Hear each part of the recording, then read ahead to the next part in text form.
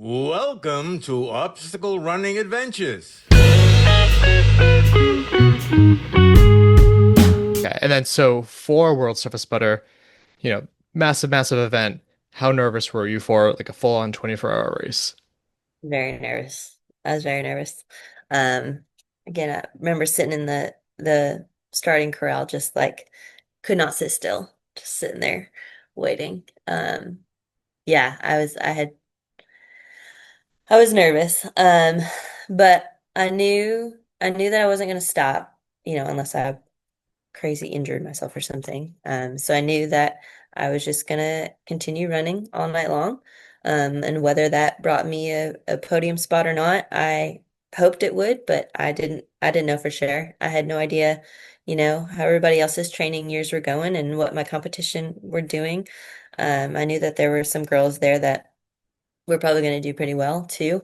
Um, so I had high hopes, but my goal was just to not stop running all night.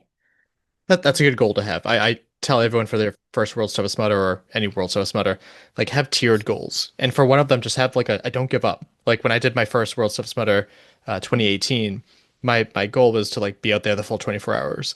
And it was also the year of the ice storm where like they had to shut down a lot of the obstacles because they were so frozen and stuff. People were going to get hurt, and just to not quit.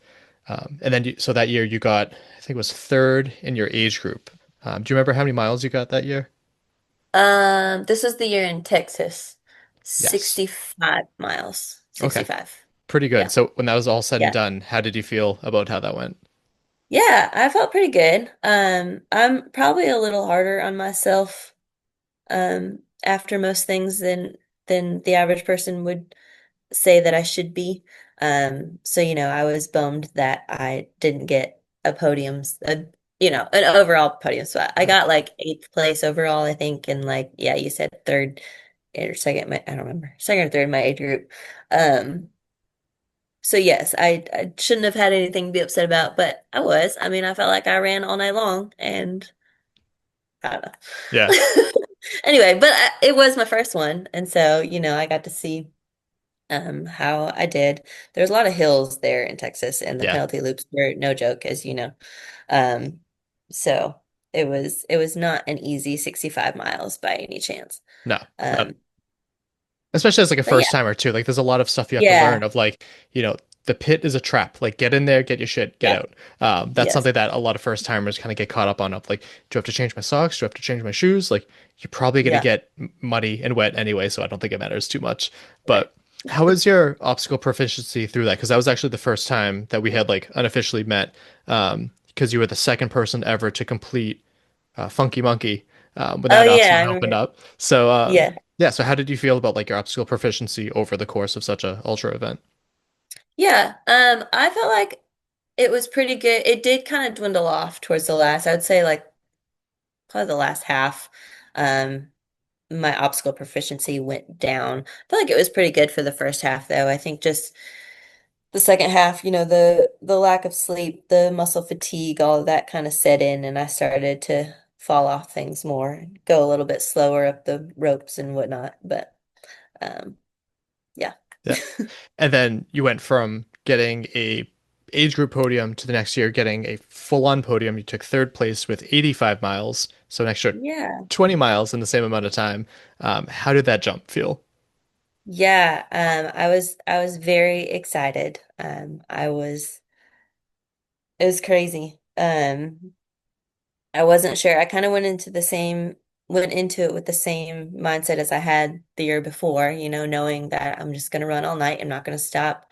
I have no idea how my competitors are going to do. I'm going to try not to worry about it. Um, but I'm gonna try. I'm gonna push. I wanted to be able to push harder than I did the previous year. The previous year was just about, seeing if I could do it, seeing if I could run the whole time. This year I wanted to be able to actually push a little bit more and push my limits and see what I could do.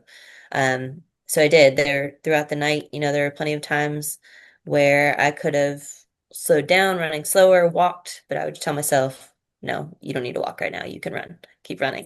And Yeah. so I would. And then I remember battling. I tried not to think about it too much, to let it get in my head, but I would kind of keeping track of placements, like where I was. And so I knew I was hanging out between the second and fourth place for a while for most of the night. Um, and so that kind of too was a fire under my butt to not let me slow down during those times that I wanted to, just to kind of keep going. Um, and then I was in second or third, maybe. I don't know, towards one of the last two laps. Um, and I was worried if the girls behind me, because I think there were two of them kind of running together, I was worried if they were going to catch up and pass me on the last lap to knock me off the podium spot. But then Marco Carumba, Nikki Carumba's husband, he like saw me at some point and he like let me know. He's like, they're this far behind you. You could walk the rest of this lap and be okay. And I just started crying. I was like, oh my gosh. I did it. I'm gonna get third. And so it was at that point that I knew that I was gonna finish in third place. And so I was really excited. I was like, I think I cried the whole last of that lap. Yeah.